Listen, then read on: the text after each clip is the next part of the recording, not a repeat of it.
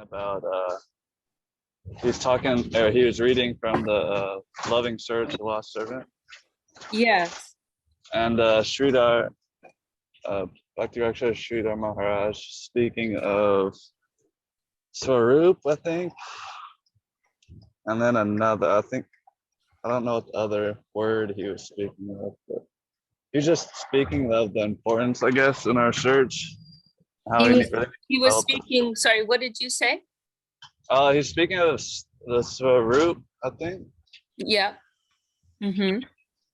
I don't know. I'd have to re-listen to it again and find it, but yeah, I was pondering that today. Wait, so you're asking what does this Swarup mean? Yeah, more. Okay. I forgot the other thing too. You speaking. Sorry, I'm driving too, so I'm kind of. Right. Yeah, no problem. Well, rupa, one meaning of rupa is form, and swa means oneself or one's own. So swarup means one's own spiritual form, original, true form. Because now we are identifying with the covers, right? And actually we don't know what our swarup is. We don't know what our, as we have, we all have in a germinal form, we have our spiritual identity. That's one helpful way Srila Sridhar Maharaj explains it. In a germinal way, we have our, like in a seed form, our spiritual identity exists. Sorry, just turning off on my messaging things here so we don't get distracted.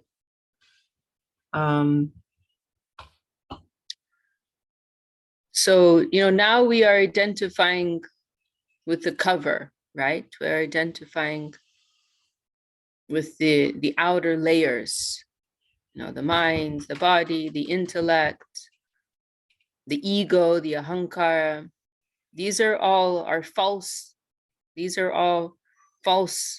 forms. This is all a false expression of who we are. But underneath all of that is the soul, and with the Atma. And within the Atma, there is in a germinal form, in a seed form, like embryo form, what our real spiritual identity is. And that's something that will only begin to manifest once, we are purified. We have come to the platform of pure soul. We have realized our identity is pure soul. Once we have reached that pure state, then that Swarup can begin to manifest. So but it isn't so much our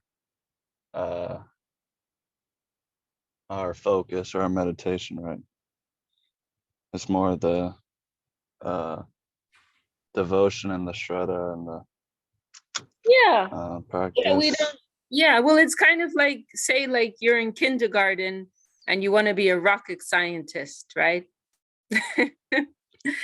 If you think too much about what it means to be a rocket scientist, then it's not very helpful, is it?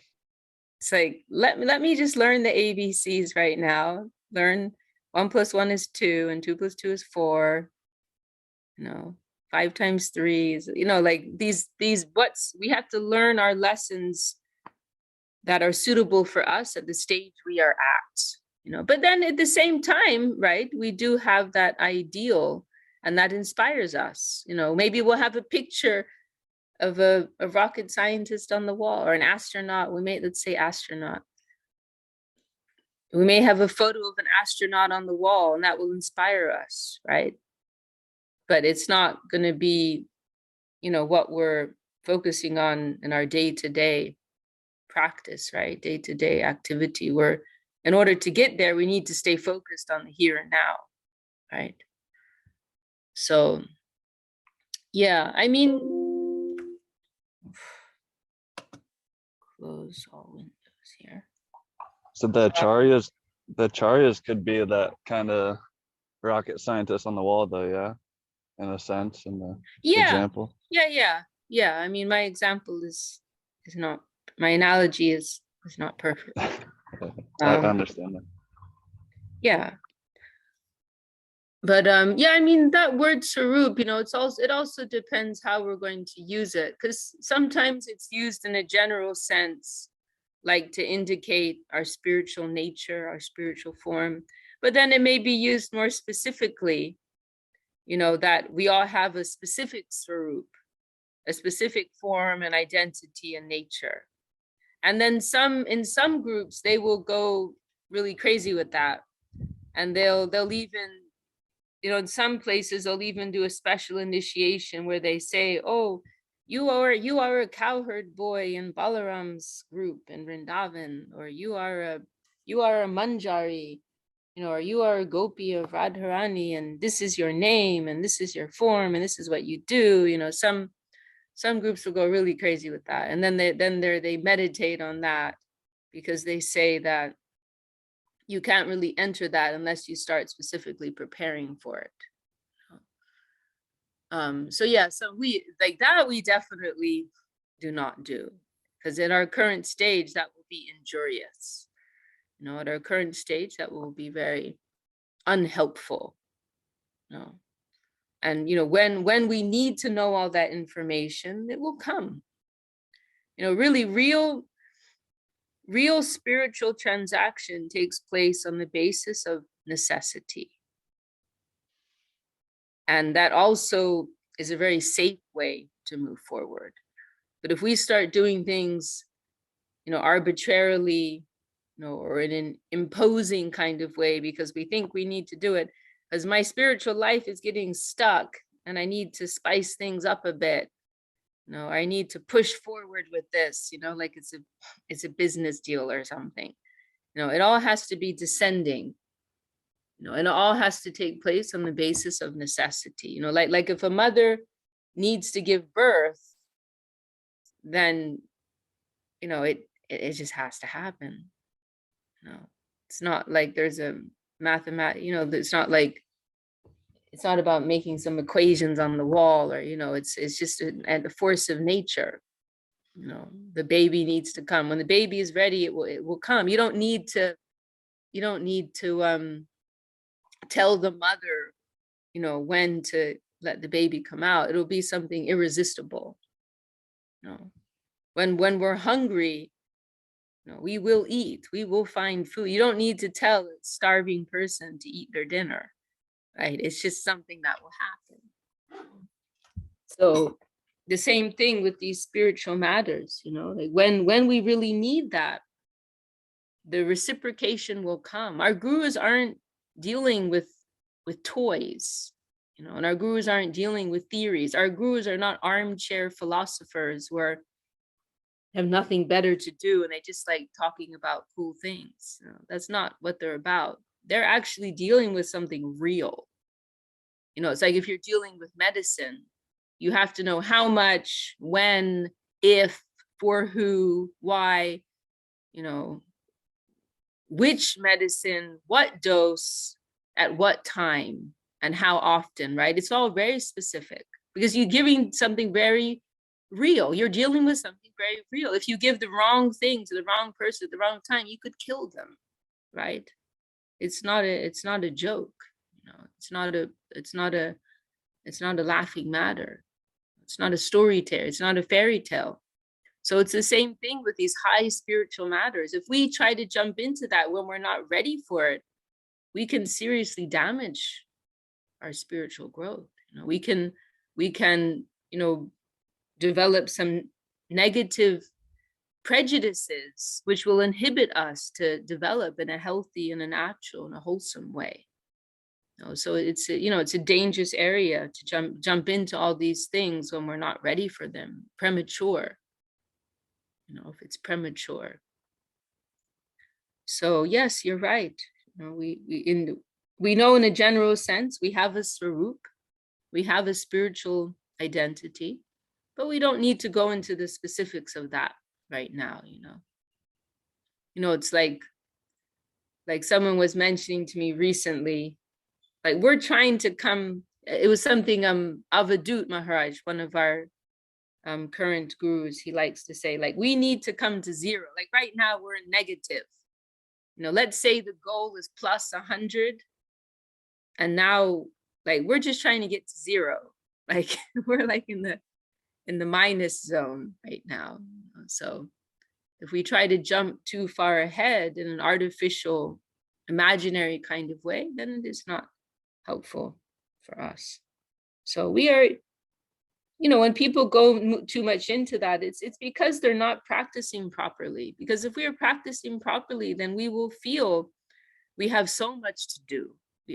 Like our own inner work and our own efforts to offer service and to support other practitioners who serve Guru, that takes up all our time. We will find so much thrill in that. If someone's experiencing a stagnant spiritual life, it's because they're going about it in the wrong way. I was thinking about this the other day, how like, sometimes say there's some social gathering, and then you have that kind of awkward person who comes in and, and just, comes in a very awkward way. And let's say maybe they try to like take over the party, like they try to make themselves the center of attention. And then nobody listens to them. So then they say, oh, this was a bad party anyway, I'm going. Right? It's like they weren't, like if they were just coming there to be a part of the party, not to take over the party, they would have had a nice experience. They're coming there to be a part of this flow. They would have had a beautiful experience. But because they were coming with a particular agenda, then they got disappointed in that agenda. And then they decided there was nothing worth their time there anyway. So that happens with spiritual life also. People come and they have their own agenda, and they're not really able to hear what's happening. They're not able to receive the download, and they're not able to hear other voices that are worth listening to. They don't want to be a part of the ecosystem, but they want to impose, assert, dominate in some way. And then eventually, because they're just operating on the basis of their own ego, and eventually they're just going to be disappointed, and then they'll say, oh, there was nothing there. There's nothing there. Srila Sridhar Maharaj mentions that in one of our books. He says that we have to search, but we have to search in the right way. And he says, otherwise we'll come to a point when we say, oh, there's nothing here, and we will leave. So unless somebody, like I experienced recently in Ojai, there was one, and welcome, we have a few more friends who joined, Jayadev G, Ajay Krishna Prabhu, I believe in London. And Dandava, great to have you with us, Prabhu. And Ganga Leela and Lena is also here with us. Welcome to all of you. But I experienced recently, actually, and it was in Ojai, Jayadev was there, and there was one gentleman who came for the program, and he didn't like the way that I began my talk, because I like to start often. I like to start out a little slow. I don't like to just jump in and start hammering people with philosophy, and so I kind of like to ease in. Oh, Chintamani, Devi said this too, and that. So I started out really slow. I was talking about the walk I went on in that morning, and somebody I met on the way, and then from that point I kind of segued into some philosophical discussion. But then afterwards, at the end, this one gentleman, I heard he hadn't liked he said he didn't like the talk. He didn't tell me, he told someone else he didn't like the talk, and he said it was too wishy-washy. But he'd only stayed for the first like 5 minutes. And then he went out,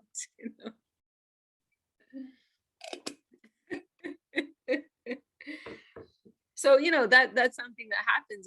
can happen in our spiritual life. We're not really listening to the whole message. We're not really tuning in properly. And we'll say, oh, there's nothing there.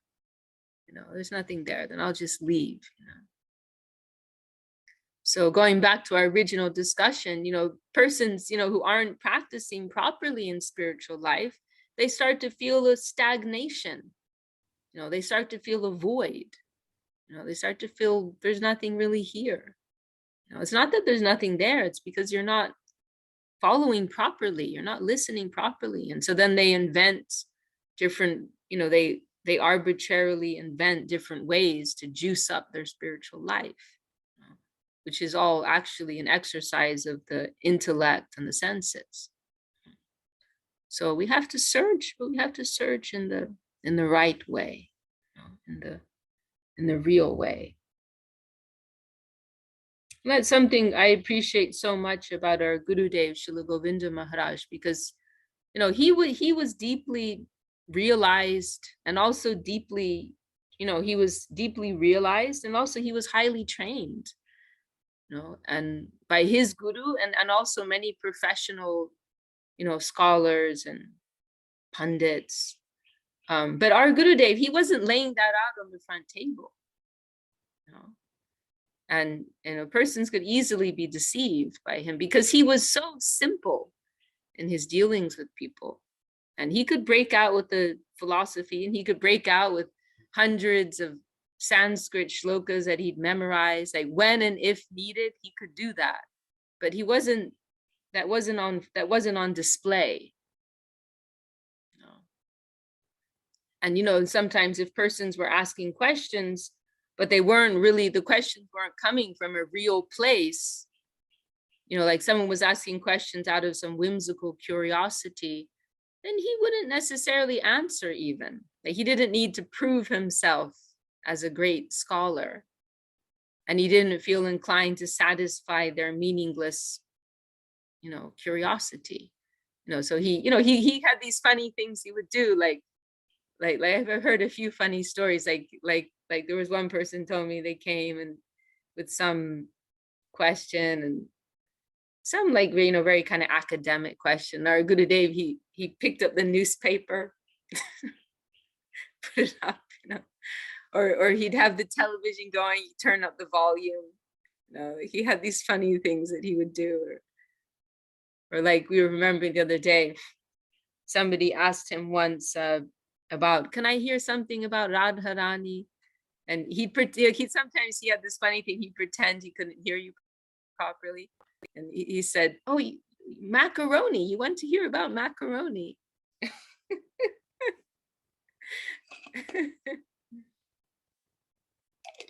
Like what is your appreciation for Radharani? Like it's the same level as your appreciation for macaroni. So he was always like that. Like he really was real. He didn't always indulge, our whims. He always kept things very, very real. And he was, in his, he was focused on heart transaction, and he emphasized, faithful chanting of the holy name. He emphasized the spirit of service, dedication, giving, because that's what's real, and that's what's really our ticket, to the higher plane. So I appreciate that so much, about our Gurudev. And he could be, he could be quite radical even in some ways, So we got like real spiritual life from him. Well, I've spoken quite a bit. Charu Damodar, does that answer your question? Oh, are you still there? He's gone. Okay. Oh, he says yes. Okay, awesome. Okay, then I did have a nice question too. Let me see. This is from last week.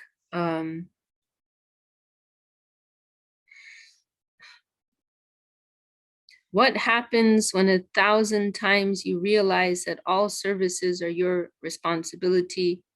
Perhaps this excludes harmony. Yeah, so this is someone who became a little frustrated because there was a particular service they were trying to organize, but they were trying to harmonize with the group, and the group kind of, they kind of, how can I say this? They took more of a lead in the service that she was originally trying to organize. And she was trying to be humble, so she like detached and let it go. And then eventually there were some mishaps, and the service didn't take place at all in the end. And so then she's feeling frustrated, like I should have just taken control and done it myself, I shouldn't have let them, come in and take it over, So she's saying I'm feeling that all the services are my responsibility, and that I just have to do it all myself. But then is that unharmonious?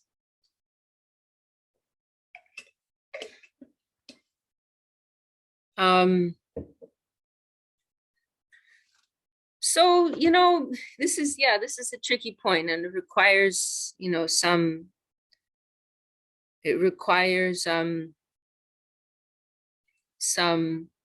these are fine points. If we want to work in a group, then we have to be able to accommodate, others.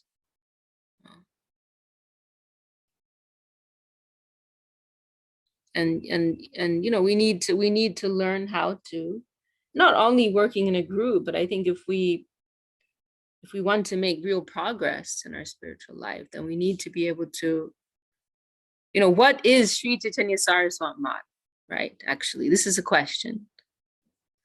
What is Sri Chaitanya Saraswat Mat? This is the name of our mission, for those of you who don't know.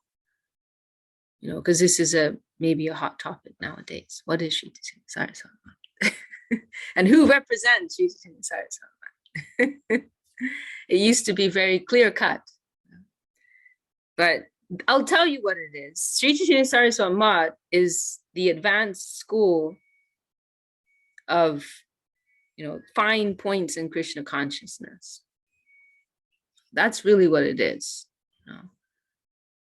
The fine points that have been discussed by Srila Bhakti Dakshak, Sridhar Dev Goswami Maharaj, and Srila Bhakti Sundar Govinda Dev Goswami. They're giving a very particularly fine and nuanced presentation of what Krishna consciousness is. And, we are aspiring members of that school. So it is not it's not a form or a body, but that's what it is. It is the school where we discuss these things. Srimad Chaitanya Saraswata Matavada Udgita Kirtir Jayashim Vibrat Sambati Ganga Tata Vibrata Navadvipa Kola Jiraje Yacha Shigor Saraswata Matavada. No, Yacha Shigor Saraswata Matinirata Gorgata Grananti Nityam Rupanuga Pitamati Guru Guranga Radha Jitasha. This is the verse that Srila Sridhar Maharaj composed when he founded Sri Chaitanya Saraswat Mat in 1942. And this year is going to be the 80th anniversary.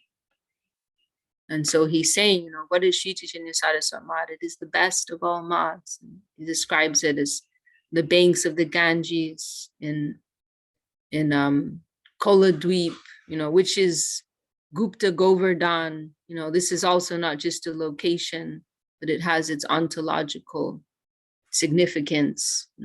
Gupta Govardhan, it is the place where the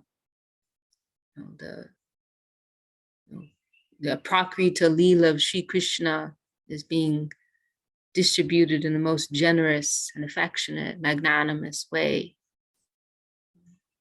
And what happens there, they're those who are dedicated in the line of Sri Chaitanya Dev, the golden avatar of divine love, and Bhakti Siddhanta Saraswati Thakur, the great revolutionary who came and established how we practice in this modern age. Like the residents of that mat, of that place, they are cultivating that divine message, what has come from Lord Chaitanya to to Bhakti Siddhanta Saraswati. Their particular angle. We're not following a generic Krishna consciousness, but that particular angle, that particular version of Krishna consciousness from Sri Chaitanya Mahaprabhu coming down to Bhakti Siddhanta Saraswati in that line. And Gora Gata Grananti, they're chanting the glories of Gora, Sri Chaitanya Mahaprabhu, and Nityam Rupanu in the line of Sri Rupa, he distilled even further, amongst the followers of Lord Chaitanya, in the line of Sri Rupa, they're followers of Sri Rupa, his particular refined presentation. And Radha Jitasha, aspiring for the service of Radha Govinda, aspiring for connection of Shri Shri Radha Govinda. This is Shri Chaitanya Saraswati Mat. So it is a very, specific thing here. And so this point here, going back to the specific question, it is true. Everything here is true. That we should feel at the core of our heart that all this service is our service. That is true. But it is also true that we have to harmonize with other people. Both of these things are 100% true.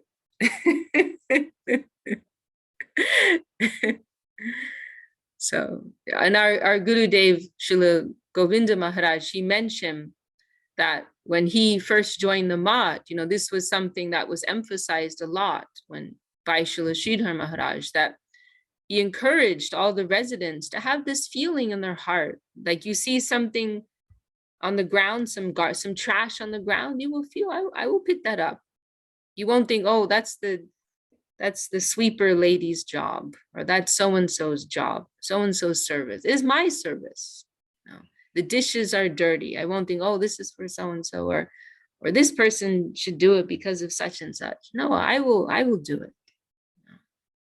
It is all my service. We should have that feeling in our heart, and not only that, but then if we see that others are coming to do service too, we should feel so grateful to them. Oh, they are helping me in this service. Because I am unfit. Actually, this was the expression of Srila Bhakti Siddhanta Saraswati Thakur, that he said, this was his feeling, that all the service is my service, actually, it is my responsibility. And however, I am very unfit, I am limited, I am incapable, and I am unable to fulfill it all. And so my Guru has so mercifully expanded himself in the form of my disciples, and has come to assist me. So he used this word Vaibhav. Vaibhav means like an extension. So he saw his own disciples as his guru, extensions of his guru. And so that was why Bhakti Siddhanta Saraswati, he instituted this practice of referring to our godbrothers as Prabhu, which was very radical. Prabhu means Lord, Master.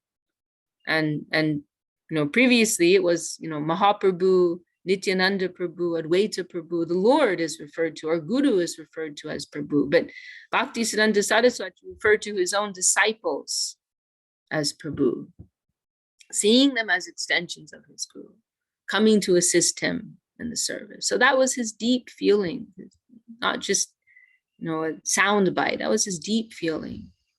And we hear Bhakti Siddhanta Saraswati that in his final days,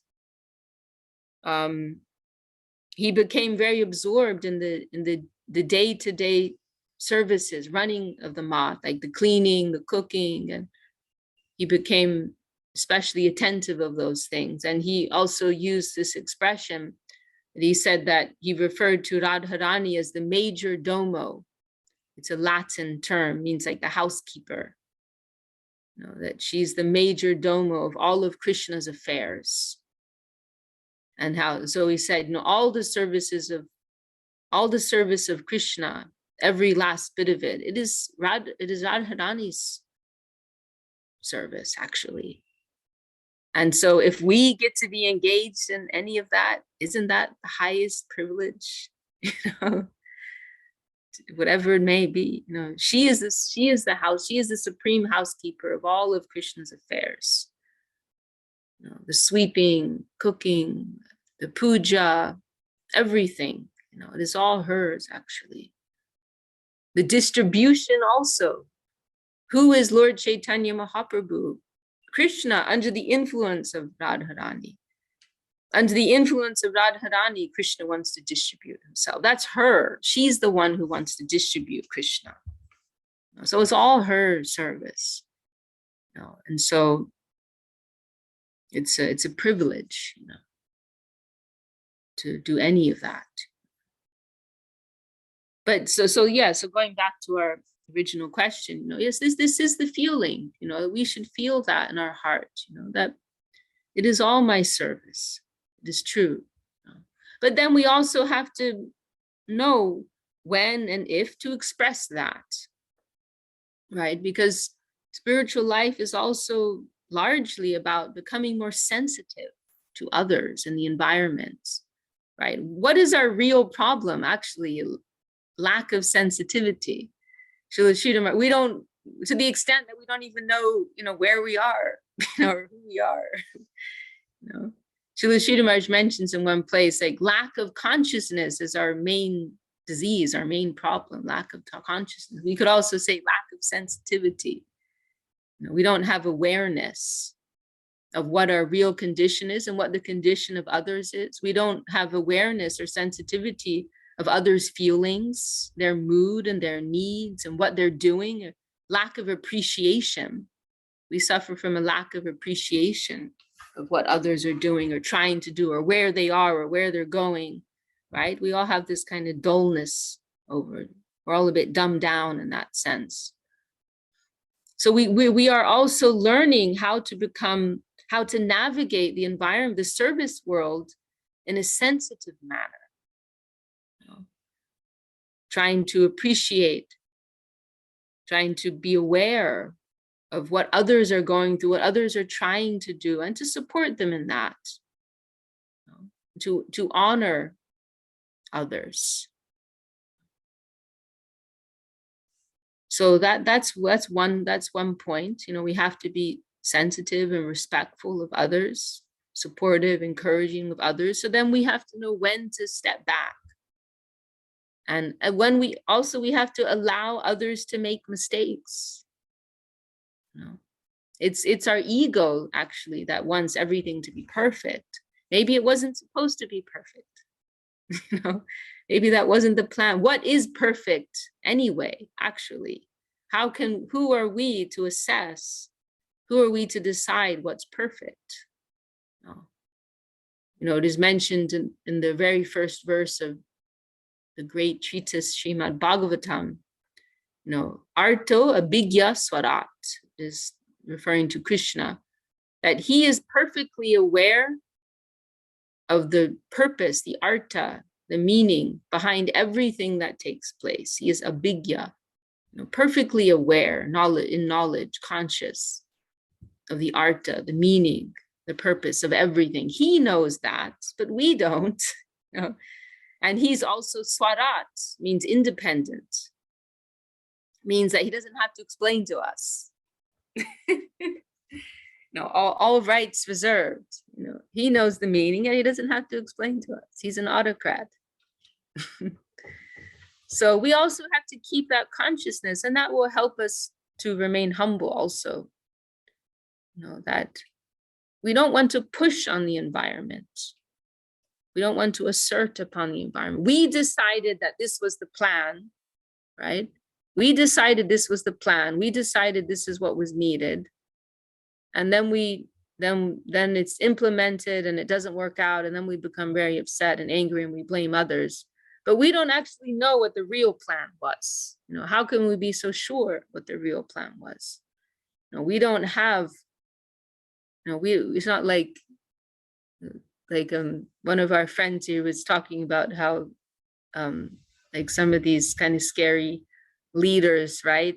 Like they have bugs everywhere and they're listening in all the time, to everyone. They have information sources. They've got leaks planted everywhere, right?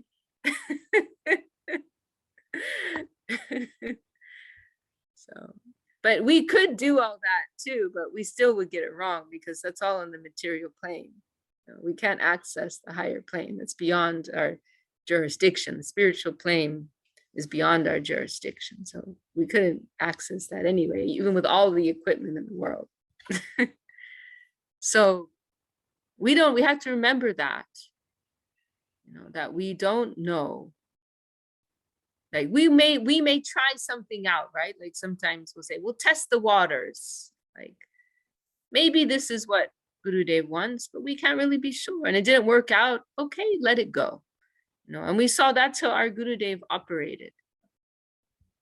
And he had some kind of a system, like if he had an idea to do something, he would wait for a few confirmations from the environment. And then he would carry it out. And then also he might try something. And then if some big obstacle came, he would wait for some time. Yeah, I was thinking this was what was wanted, but let me wait for some time. But now, I was thinking this is what is wanted. Oh, and welcome to Dana, who's also joined us. So I was thinking that this is what is wanted, but this major obstacle came, then I will pause. I'll go on hold. I'll wait to see which way the higher will is going to descend. Wait and see what is the direction of the divine will. The Srila Sridhar Maharaj. Which way is that divine will going to flow? Let us wait for that. We want to move with the flow. We don't want to impose our own will on the environment. We want to move with the higher will. And then that brings me to the other point I wanted to make in regards to this, that another thing is that, we always have to be a little, I don't want to sound too negative here, but a little, we want to have a healthy amount of let's say self-questioning, right? Let's put it like this. We don't want to be overconfident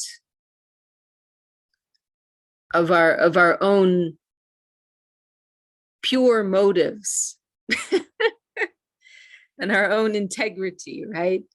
Because we may, be really enthusiastic to do something, and we may think, oh yeah, I'm doing this for everyone, but it could be mixed up with our own ego, right? Like we want to show that we can do something really wonderful, or we need to do it the way just because it was our idea, right? Like our ego can be mixed up.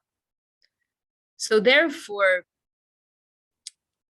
we want to be a little cautious in implementing that, because we can't always be sure. Are my motives completely pure? Or is my ego mixed up in this?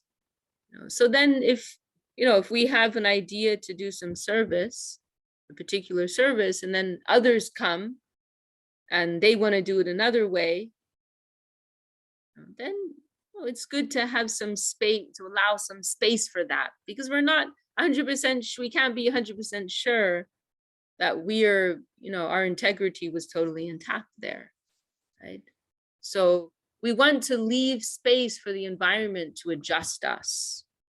We want to leave space for Krishna to assert his own will, right? We don't want to be too forceful in our own inspiration, but we want to be careful with that and give space for others. And it's all, I think I might have said that already, but yeah, we also want to give space for others to grow. Like sometimes, like I see persons making mistakes, but I know they won't really be able to hear any advice from me, because we don't have that kind of relationship, and they won't be able to hear advice from anyone. Then I think, well, okay, they need to learn this mistake. That's where they are right now, and that's all part of their growth. So they need to learn. And then here's another thing, like if like Krishna knows our heart, right? So like one place Srila Sridhar Maharaj says, if we are quiet, if we are humble, if we are quiet, our superiors, they won't mistake that for dumbness. You know, it's like, because you didn't say anything, you're going to be considered dumb. Because you didn't say anything, it's going to be considered that you didn't know better. No, they can read our heart, you know, they know. You know, so they will recognize, oh, you had this discernment, you know, that you had this higher understanding in this situation, but you didn't try to aggressively impose that. They will see that. They will, our guardians, our higher guardians, they will see that. They will appreciate that. And when the circumstances are right, they will give us the opportunity to express that. You know, we need to be able to read the environment in this way, like when and if to raise our voice, you know, when and if to impose our own inspiration, right?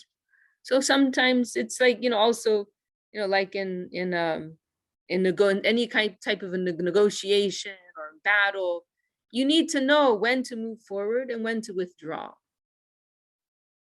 right? And sometimes withdrawing can be the most powerful thing to do, right? Sometimes retreating can be the most powerful thing to do. And just like to kind of ignorantly plow your way forward. Oh yeah, we're gonna do this. You know, we're big Americans. We're gonna win this. You know, it's not necessarily the best way to go about it. You know, you may actually, in the long run, you may win by retreating in this circumstance, right? So there's this beautiful line of John Milton, the English poet, which is I really like so much. And I heard from Srila Sridhar Maharaj. You know, it's really far out, you know, reading Srila Sridhar Maharaj and hearing his tapes, because you kind of get a schooling in a lot of world's literature. You know, even like in university, I went through Paradise Lost. But otherwise, I haven't read any of John Milton. And so many like Longfellow, and you know, there's so many of these great English writers and poets. I've heard about them through Srila Sridhar Maharaj. You know. But anyway, there's one line of John Milton, which I heard from Srila Sridhar Maharaj, where he says, peace, he says, peace hath her victories. Peace hath her victories. You know, and I love that so much. Like normally we'll think of peace like you've kind of like, you know, sorry, you know, like if we're speaking in terms of like you know, like a war, right? Like the winner is the victor is the one who's come out, you know, in the battle, come out on top in the battle, right? That's the winner. Like if that's like, you know, like if you have a showdown between two people, you know, in a competition or in a war or whatever it may be, right? Then that's like seen as a great determiner, right, of victory. But what about all those like quiet moments when conflict was avoided, right? Isn't that a moment of victory too? You know? Like that mood of submission and humility, withdrawing. There's another type of victory within that. From a more subtle perspective, but that is what is counted, you know, from the higher calculation. That is what is counted. So, and then of course, ultimately we have to remember everything is the Lord's will, right? And so if things didn't go out the way that we wanted, then we have to accept it. You know, it is the Lord's will. It is the Lord's will. So then we have to pick up from that point. We adjust ourselves. We pick up from that point and we move forward and we try to assess, what did I learn from this? You know, what did I learn from this? And if we have some service energy which isn't being appreciated in a in a particular circle, we can try to express it in another arena, in another place. We don't want to force ourselves on anyone, right?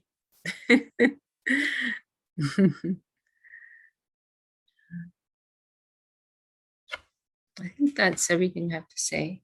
And we should never be discouraged. We must remember the smiling face of the Lord is always there.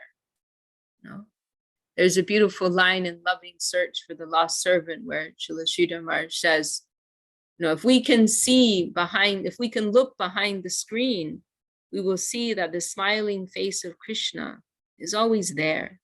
And then he also says, Krishna is beautiful and he is always eager to accept our services, something like that. He's always eager to reciprocate with us with love and affection.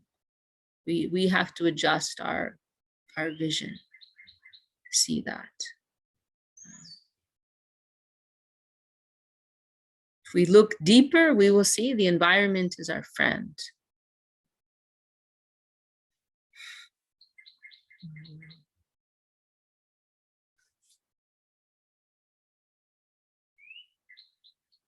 Okay, well, I think that's all I have to say in regards to that question. Was there anything else? Anyone here want to share any thoughts? Govinda Nandini, you want to share anything? There was one Gora Purnima. One devotee asked Guru Maharaj, what is my service? And Guru Maharaj answered him, acquire the proper vision. So I think. Yeah, to acquire the proper angle of vision. Yes. Perfect answer. Very nice. Yeah. To acquire, that's our real service at all times, to acquire the proper. Thank you, Govinda.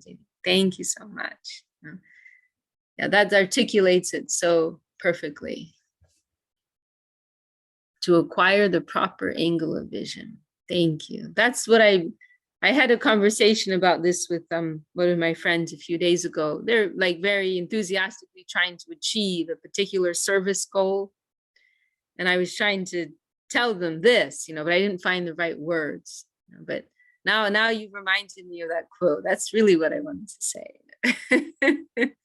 Our real service is to acquire the proper angle of vision. It's not about doing this or that. Ultimately, that's not what Krishna's interested in. He doesn't need our manual labor. He doesn't need anything from us. He wants our heart. Krishna's interested in the heart.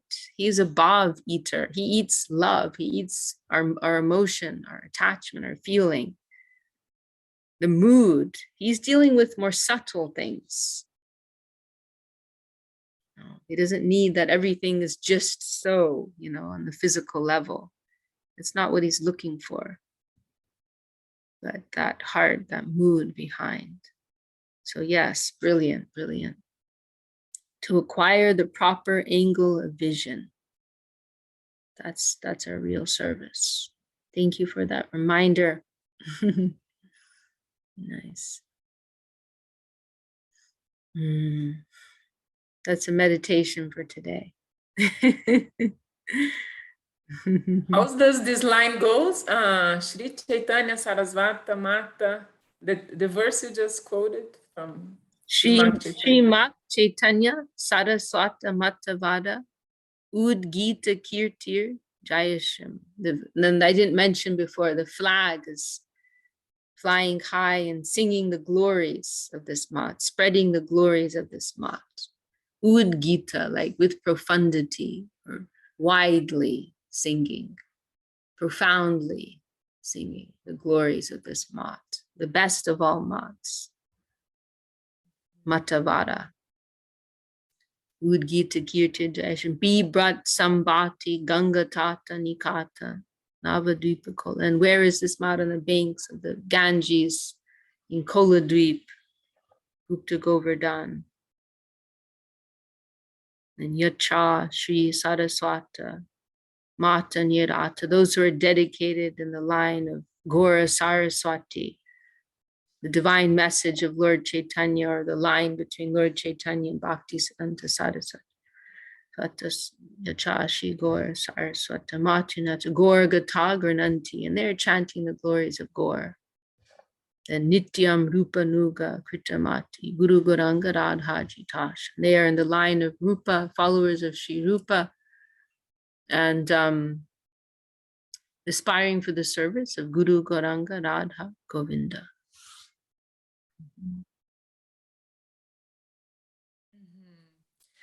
There is something, I thought about this verse because the students are, and you brilliantly defined Sri Chaitanya Saraswati Math as the place where you study these fine points. So this matches also with trying to acquire the proper angle of vision, right? As the students of Sri Chaitanya Saraswati Math, if you consider yourself, if the person that made the question considers himself or herself the student of this school, so everything is there. A lot of service, enough service. Yeah, a lot of service to do in that department. You don't need to fight with anyone. Right. There's a really nice quote. You've reminded me of Srila Saraswati Thakur, where he says, I am so honeycombed with faults myself. I don't have time. I don't have the time or leisure to go and find fault with others. I'm very busy, with my own work in that sphere. So, yeah, we can take everything as an opportunity for our own inner growth, some new layer within ourselves that we have to deal with. But of course, it's also beautiful that we have service attachment. And the person I'm speaking who wrote in with this message, they have a very sweet and enthusiastic spirit, and it is healthy to have some attachment to service. We should hold on to that. That's a precious gift. But we have to also, live in harmony with the environment and learn our lessons also, be smarter. Sometimes, in some cases, like there's actually no faults with the devotee concerned. It's just that maybe they're not, they don't have the diplomatic smarts, to be able to deal with persons of so many different mentalities, right?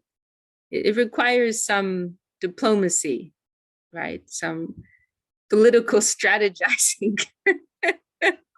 If you want to work with a group, there's an element of that, that is required, and otherwise, you can just quietly do your service, whatever it may be, cooking or cleaning or sewing or, building the website. Like if you're not good at like dealing with some element of diplomacy, then better you quietly do your seva, happily do your seva, be peaceful. But if you want to try to do things that involves, the group or some organizing, it requires, our Guru Dev, we've been discussing this the last few days, that actually requires some material quality. It requires some material quality. And our Guru Dev, so many times I heard him say this, that you heard him too, Govindandini, that he would say, like, to make jewelry, you can't make jewelry with pure gold, because gold is too soft. It requires some alloy. It requires some metal of a lower quality, to be able to, form it, shape it. So he said, if you want to make a gold ornament, you need some alloy. And so he would say also in the running of our mission, it requires some alloy, in order to be able to organize things properly, run things properly, and work within a group. It requires some material quality. So it's not necessarily, a spiritual fault if we can't work with others. In fact, it may be to your credit. Like some devotees, we know some devotees like that. They're just very upfront, outspoken about what they think, very direct. And I love that, I'm sure we all have a few names coming to mind right now. They're just very direct. What you see is what you get, you know. And I love that, you know, I love that. It's wonderful, but it's not a very helpful quality if you want to lead a group or, you know, work with a group, you know. Yeah, Tungaras is saying requires a lot of tolerance. Yes, you know, these qualities of humility, tolerance, and respect, you know, they just on a practical level, they are so helpful. You know, they are so helpful.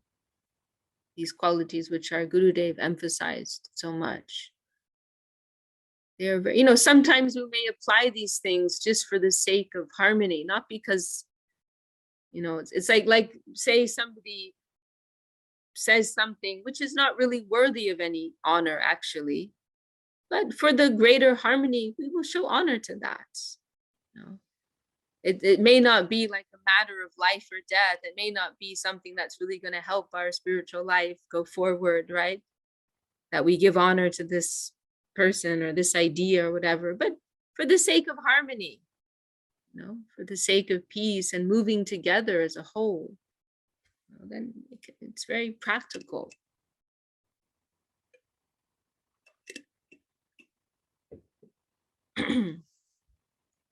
So yeah, I mean, these principles of humility, tolerance, and respect, there are kind of like two lines of application, right? There's more of the substantial spiritual side, and then there's the more kind of practical occasions when we may implement them.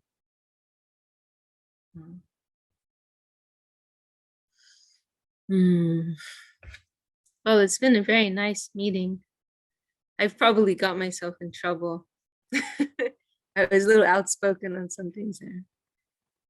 Hopefully only my friends are watching.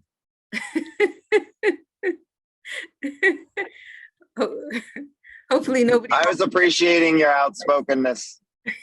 Very much so. Very strong.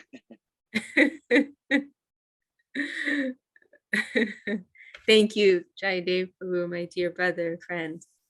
I should say much needed for myself. So I appreciate the strong stance for my own purification. I don't know if anyone else needs to hear that, but for me, I appreciate it.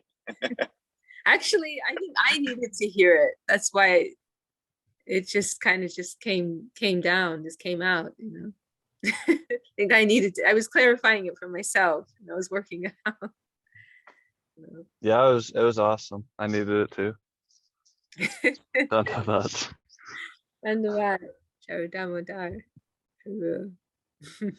I'm realizing I have faith and I trust you so totally. I wouldn't even know where outspokenness is or is not. It's a beautiful flow. Thank you. Oh, Gangalila, thank you so much, dear sister. Okay. All right. Well, maybe we'll close there for today. Any final thoughts from anyone? Should we finish for today? We're doing some gardening today. We've got 10 acres of gardening that needs to be done. Are you in Texas still? Yeah, I'm in Austin. It's actually technically outside. It's called Dripping Springs. Oh, is that where Braja is too? Yeah, she's here. Yeah. Oh, say hello for me. I will. Yeah, I will. She'll be That's happy beautiful. to know you remembered her. Yeah. Yeah. All right. Well, wishing you all a very happy week, joyful, spiritually nourishing week ahead, and eagerly look forward to next time.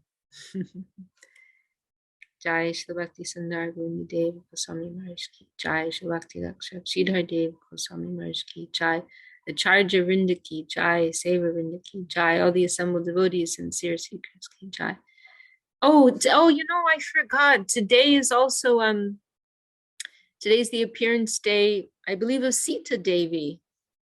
Sita Devi's appearance day, Ramachandra's divine consort. Oh, wow, I really looped there. Let me see. Yeah, Sita Devi's divine appearance day, Janava Devi's divine appearance day, the consort of Nityananda, and it's also the appearance of Srila Bhakti Sudhir Goswami Maharaj, who's one of our current initiating gurus. And the person who first brought Srila Sridhar Maharaj's teachings to the West, made those recordings and made books. So we're highly indebted to him, and he still gives a lot of classes throughout the week. What I forgot the name of they changed their Infinity Media is their Facebook page. Infinity, he gives incredible talks.